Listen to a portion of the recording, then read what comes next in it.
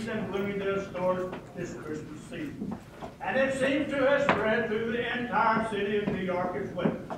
Whatever your special gift, it deserves recognition and appreciation. In honor of your distinguished service, Macy would like to present to you this token of our esteem and gratitude.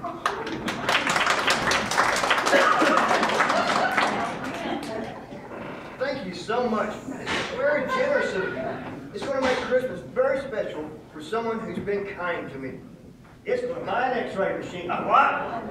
Yes, it's for the medical facility at Maplewood Home. Dr. Pierce says an X-ray machine would be very helpful in many cases. But that's quite expensive. That check won't be. Oh, let me handle it for you. We can get it for you wholesale. Oh, look at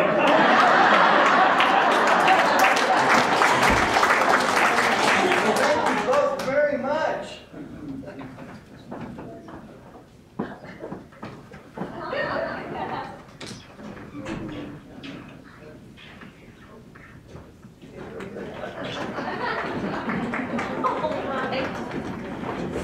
It's a miracle. I never thought I'd see the day when Mr. Mason is shaking hands with Mrs. Bloomingdale. I don't know how he does it. Who?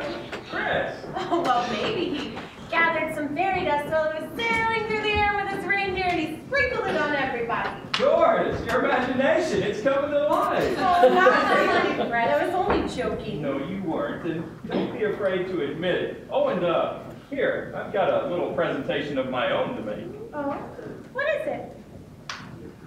Oh, Fred, they're beautiful. Here, let me.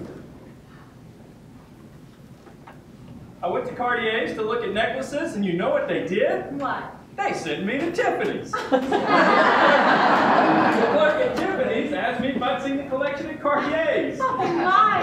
It's happening all over town. I never thought when I saw that jolly little fellow that he'd revolutionize the retail industry. Let's celebrate. Have dinner together. Oh, I wish we could, but I have to work tonight. Oh, really? Yes. Sawyer's giving a presentation. Oh, can't you get out of it? No, I have to introduce them. Oh, what's the topic? This isn't fair. Oh.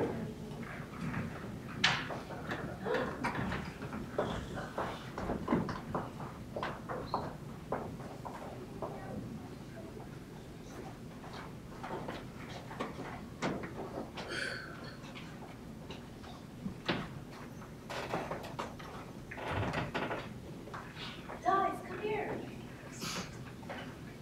Exposing the myth of Santa Claus, open discussion following lecture. Oh dear, we have to show us to Mr. Kringle.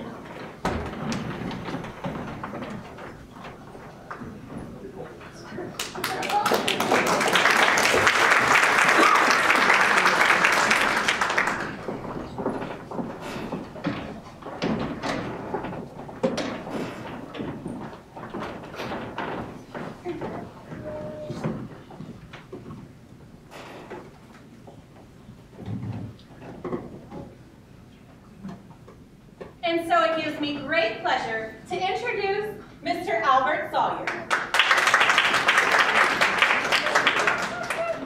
Ladies and gentlemen,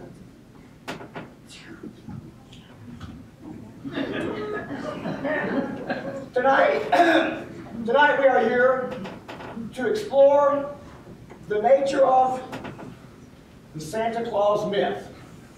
By the time this lecture is concluded, I feel confident that you will share my heartfelt convictions that this legend, which has been handed down over the centuries, is an outrageous atrocity, and that it has been detrimental to generation after generation of innocent young persons of both genders. The symbolic figure of Santa Claus, St. Nicholas, or Kris Kringle, whatever we may call him, represents a classic expression of the wishful dreaming of all children. Instead of being taught that the things they want come for free, they should be taught, while still in their formative years, the value of the work ethic that has made this country great. They need to understand that this is a hard and competitive world, and if they are to succeed, they must learn the difference between myth and reality. Mature adults who perpetrate this fable reveal themselves as incomplete and neurotic personalities who have failed to adjust to the stringent demands of our culture. Not only have they damaged their own existence, but they're harming their children's future as well. A child who does not understand this marked difference between fact and fiction will grow up still clinging to infantile fantasies and never be able to face the cruel truths of today's world. Why do we do this to ourselves, you ask? Don't ask. To compensate for feelings of guilt. That's why we perpetuate the myth of Santa Claus. Parents who feel guilty because they've neglected their children 364 days of the year and picked this one day to overwhelm the kiddies with gifts are doing so as to purge their shameful behavior. And parents and grandparents who swamp the child with talk about Santa and stage the Christmas charade are merely reenacting their own infantile emotions which they have never outgrown. Therefore, I suspect that the beloved spirit of giving is nothing but selfishness in disguise. Far from doing any good in the world, this vicious myth has done more harm than the World War I. Now, just a minute there. I'm giving this lecture, Mr. Pringle. I believe an open discussion was to be included. The discussion will take place after the lecture is over. The lecture is over! I refuse to continue until this blatant fraud is removed from the platform. Chris, we have to, please. I cannot stand here and listen to this depressing absurdity of this man's propaganda. Absurdity, huh? Fraud, Eva! Don't you threaten me. This is Walker. I told you he would get violent. Stop! Out! I can't. Oh, you don't know that. It was so employees. Maybe we should let the police decide that. Okay, ladies and gentlemen, that concludes our meeting for this evening. Thank you so much for coming out tonight and have a Merry Christmas. I'll wait. Mr. Walker, I'm perfectly capable of defending my persons against attacks. Please, Chris, for my sake. All right, I'll see you here in the store. No, wait in the hall. I'll speak to you in a minute. Society has ways of dealing with your kind. That's what I'm talking about. That Pringle is a dangerous man with delusions. He can strike at any time. I hardly think that... This can really backfire on Macy's.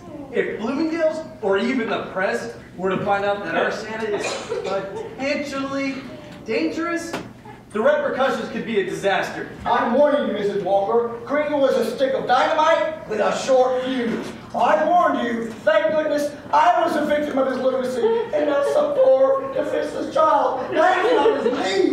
You have to do something at once. He's just a kind old man. Are you sure he touched you with that cane? Yes, and yet again. He's obviously suffered a sudden change of personality and entered a violent state. But Dr. Pierce assured me that something like this could never happen to Chris. Dr. He said- Pierce is not a psychiatrist. Well, neither are you. Well, in that case, your responsibility is clear. You should have him examined immediately by a competent psychiatrist. I agree. Well, I don't. He's been examined numerous times according to Dr. Pierce. Well, one more time isn't gonna matter. If he's found competent, then he can return to his job. And if he doesn't, then you certainly will have done the right thing. Well, The only problem now is how to get him out of here without creating another scene. In his present state, he will surely react with violence. You'll have to tell him, Doris. He trusts you. oh, I simply can't hurt the old man. Well, never mind, Mrs. Walker. You won't have to. I know what to do. What are you gonna do? I'll apologize and invite him for dinner and then persuade him to have a competent psychiatrist evaluate him tomorrow. Oh, all right. But call me later and let me know how it works. Mr. Kringle, are you still there? Please come back. I'm truly sorry about our misunderstanding. Are you all right? I shouldn't have said the things I did. Could we have dinner together and then I'd be happy to drop you off wherever you're staying? Why, certainly, Mr. Sawyer, I accept your apology.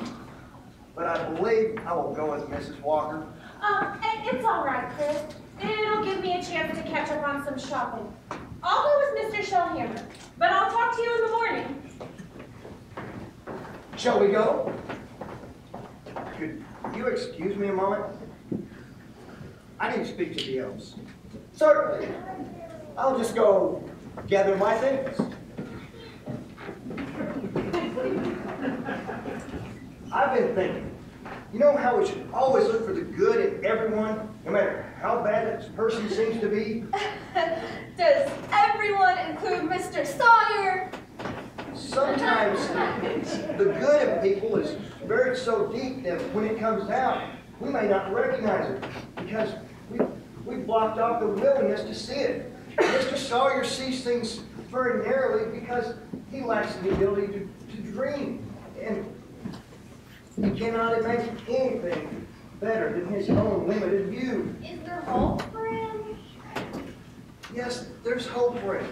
He just apologized. I do not know if he was sincere, but we must encourage his kind words in any way we can. But what if he wasn't telling the truth? Then that would mean the bad at that moment was You stronger. shouldn't do it, Mr. Crinkle. Not so quick. We must be quick to recognize the good intentions of his words. Having said them, even he deep down knows he should mean them. I'm calling on the vote whether Mr. Crinkle should go with Mr. Sawyer. All those in favor? I? Opposed? Opposed!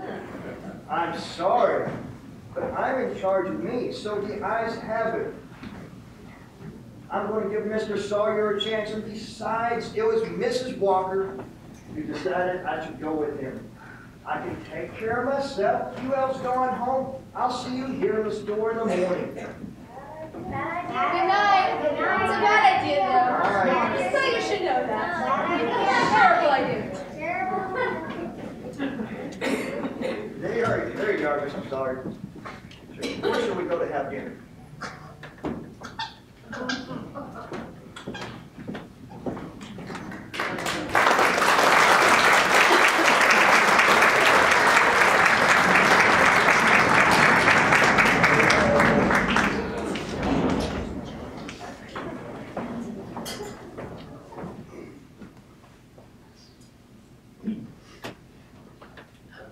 How could she have done this?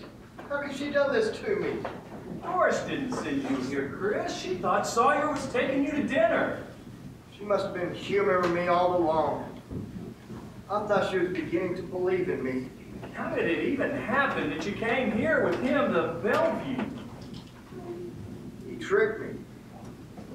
We were sitting at the restaurant. He was making small talk. Kept looking out the window. Next thing you know, he said, "Let's go."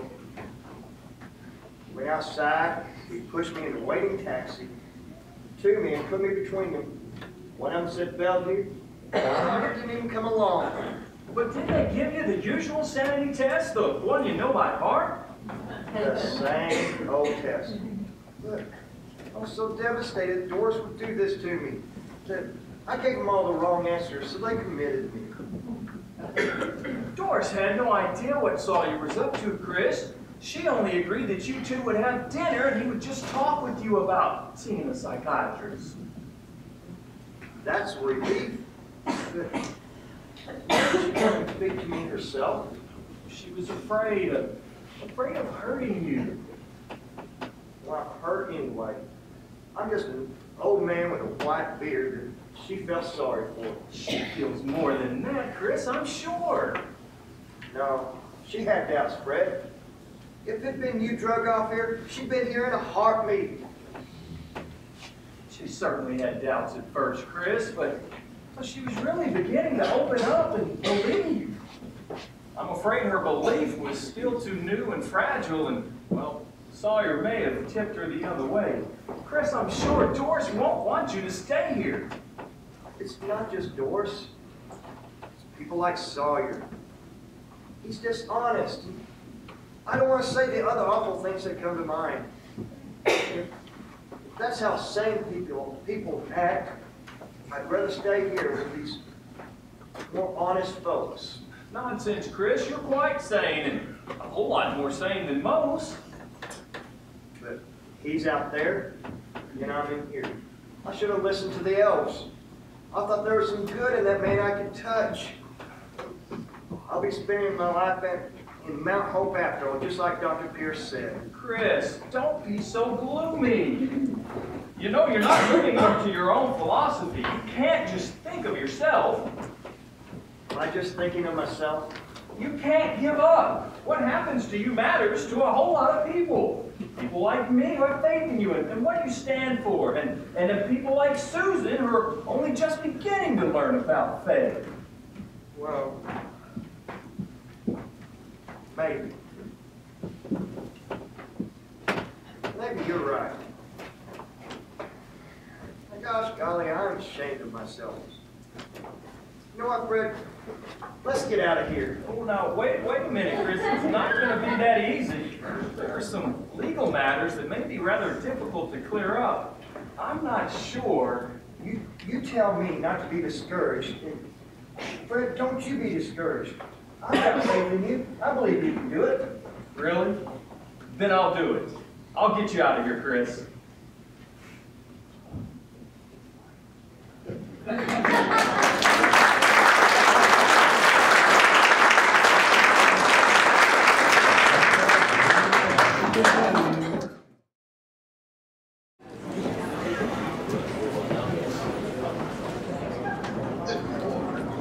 Good morning.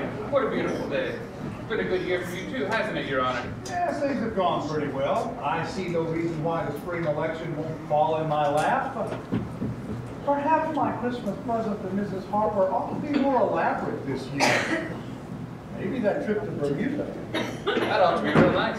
Oh, Mrs. Marr from the Attorney General's office is here to see you, Your Honor. Oh, good. Show her in. Great. Well, good morning, Judge Harper. Good morning. I've got some routine commitment papers here for your signature, Your Honor.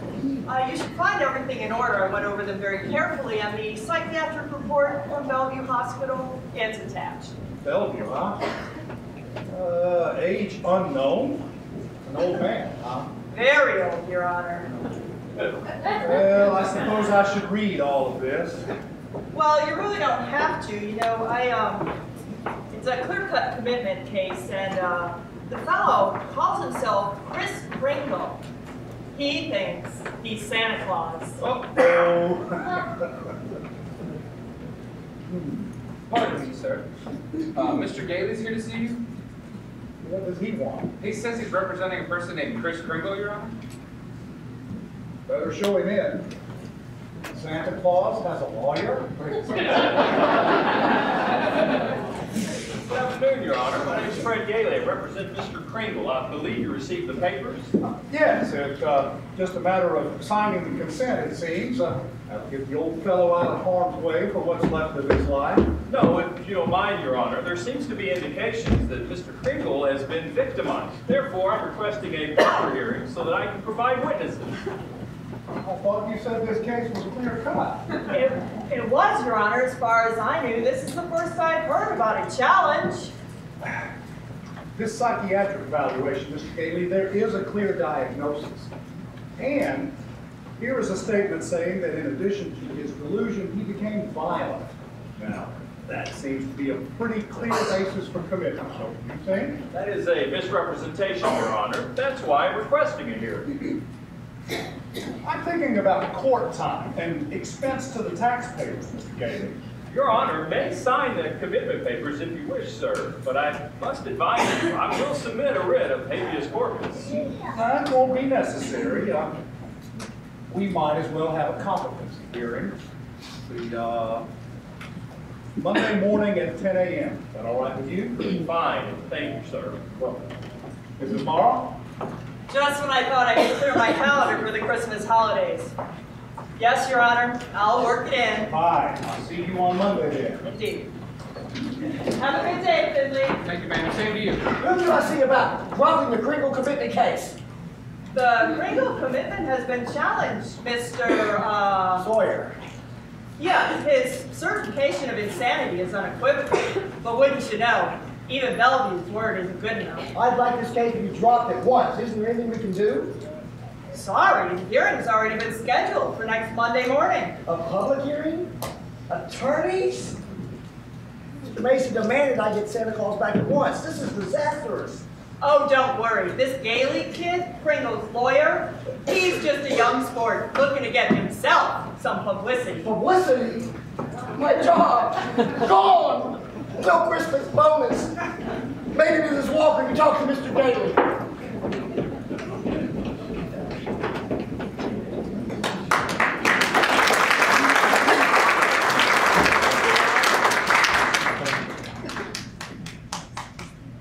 Good evening, folks. Sidney Stewart here from your New York news station, WCYX. Today's top story from New York City is the controversial sanity hearing of, you won't believe this, Kris Kringle, also known as, you guessed it, Santa Claus.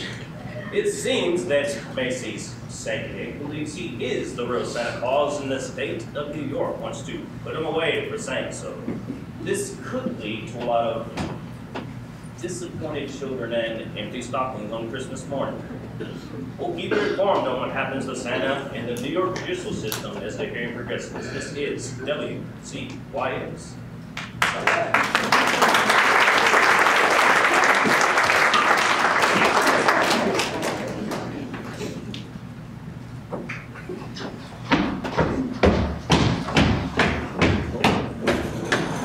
Hello, Finley, it's the judge in. Hello, Henry, how are you? Henry, I've been a good friend of yours for years, as well as your political manager. We've done a good job of keeping you on this bench, haven't we? Yes, of course, Charlie. I'm very grateful to you. I like this seat. Hope to keep it a while. Good. We got elections coming up in the spring, right? Ready, Charlie? Any problem? Henry, I've been reading the newspaper. Are you seriously going to have Santa Claus in your courtroom? Is there something you'd like me to ask him to bring you for Christmas? No. I'd like to get you a Christmas present, Henry. A trip. A vacation. Now. Take Madeline and go to Bermuda like you've been talking about. Well, I'd like to, but I can't get away anytime soon. My calendar's too full. No, I mean right away, Henry. You look a little run down to me. Perhaps you should take a few weeks off. Nonsense. Never felt better in my life. Go hiking. Go fishing. Go anywhere. Why should I? Because this Santa Claus case is explosive. Got to get out of it somehow. Well, I can't just walk out on a case. It's all arranged. Then have a sudden illness. Let another judge handle it. One that's not coming up for re-election right away. Charlie, relax. I'm an honest man. I wouldn't fake an illness. And maybe this Santa Claus case will be some good publicity for the campaign. Good publicity? You become a regular Pontius Pilate before we even start the campaign. You'd be a villain to every little kid that believes in Santa Claus. They don't vote. No, but their parents do. Any mother or father who has to explain to their child why Santa Claus went to jail is going to hate you. Not jail. State hospital. Same thing, Henry. Wake up.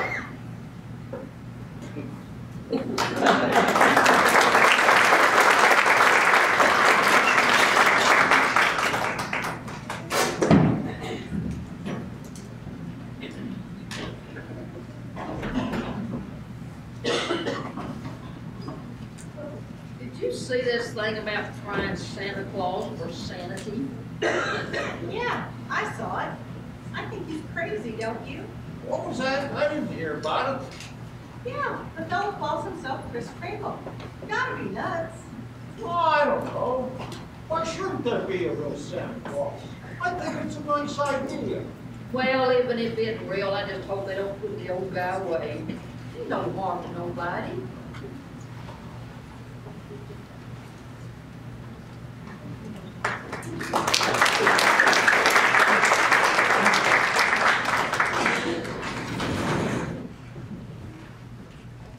Hear ye, hear ye. All rise. The New York State Court is now in session. The Honorable Henry X. Harvard presiding.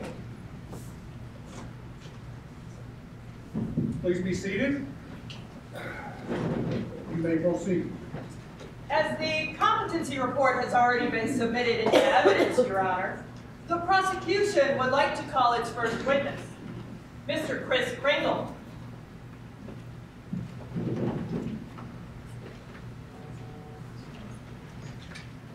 Please raise your right hand. Do you swear to tell the truth, the whole truth, and nothing but the truth, so help you God? Yes, I do. Please state your name.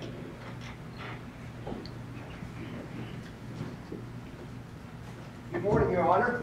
Good morning. Please state your name for the record. Chris Kringle. And where do you live? I believe that's what this hearing is to decide. A very sound answer, Mr. Gaines. Do you believe that you're Santa Claus? Yes, I do. The state rests its case, Your Honor. Well, young man, do you want to cross-examine the witness? I believe he was employed to play Santa Claus. Perhaps he didn't understand the question. Your Honor, I understood it perfectly. Well, in view of the witness statement, do you still wish to enter a defense, Mr. Gaines? I do, Your Honor. I'm fully aware that Mr. Kringle